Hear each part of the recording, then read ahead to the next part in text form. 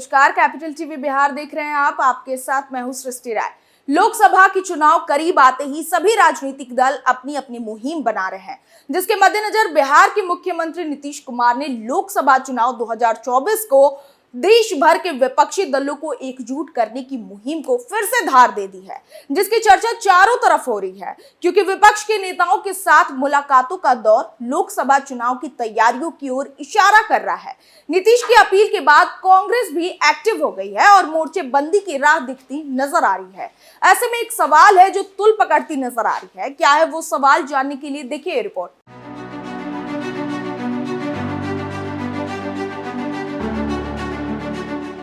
बिहार के मुख्यमंत्री नीतीश कुमार ने लोकसभा चुनाव 2024 के मद्देनजर देश के विपक्षी दलों को एकजुट करने की मुहिम को फिर से धार दे दी है।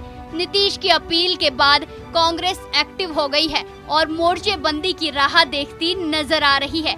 सीएम नीतीश बीते 2 दिनों से दिल्ली में डेरा डाले हुए हैं। उन्होंने कांग्रेस अध्यक्ष मल्लिकार्जुन खड़गे और राहुल गांधी से मुलाकात कर बीजेपी के खिलाफ मजबूत गठबंधन बनाने की दिशा में काम करने का संकल्प लिया। इसके बाद वो दिल्ली के मुख्यमंत्री और आप संयोजक केजरीवाल से मिले। केजरीवाल ने भी विपक्षी एकता पर नीतीश की मुहिम का समर्थन किया है। माना जा रहा है कि 2024 की मोर्चेबंदी में नीतीश कुमार की भूमिका अहम रहने वाली है। उन्हें यूपीए संयोजक बनाए जाने की चर्चा भी जोरों पर है। अगस्त 2022 में एनडीए छोड़कर बिहार में महागठबंधन की सरकार बनाने वाले नीतीश कुमार ने पिछले साल ही विपक्षी एकजुटता की मुहिम शुरू कर दी थी। इस सिलसिले में वो सितंबर 2022 में सोनिया गांधी, शरद पवार, अरविंद केजरीवाल जैसे नेताओं से दिल्ली में मिले थे। हालांकि बाद में उनकी मुहिम ठंडे बस्ते में चली गई। पीएम कैंडिडेट के मुद्दे पर भी विभिन्न दलों में मतभेद नजर आए। इसके बाद ये लगने लगा कि 2024 में विपक्षी दलों का एकजुट होना टेढ़ी खीर साबित हो सकता है। हालांकि अब नीतीश की कवायद से मोर्चेबंदी की राह आसान होती नजर आ रही है। खड़गे और राहुल से मिलने के बाद नीतीश कुमार दिल्ली के मुख्यमंत्री अरविंद केजरीवाल से मिलने उनके आवास पर पहुंचे। उनसे भी नीतीश ने 2024 में मोर्चेबंदी पर चर्चा की।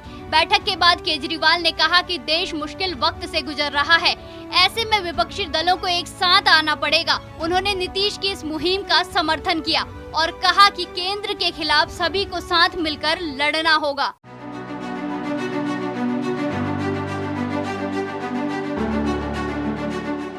इस बीच अब सवाल उठने लगा है कि 2024 के चुनाव में नीतीश कुमार की क्या भूमिका रहेगी।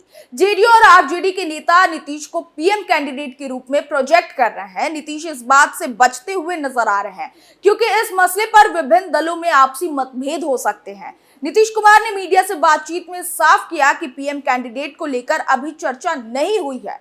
फिलहाल सिर्फ मोर्चेबंदी पर जोर दिया जा रहा है। दूसरी ओर चर्चा है कि नीतीश कुमार को यूपीए का संयोजक बनाया जा सकता है, यानी कि वो 2024 के चुनाव में विपक्षी गठबंधन का नेतृत्व कर सकते हैं। इस खबर में बस इतना ही। बाकी की तमाम खबरों के लिए बने रहिए कैपिटल टीवी बिहार के साथ। नमस्कार।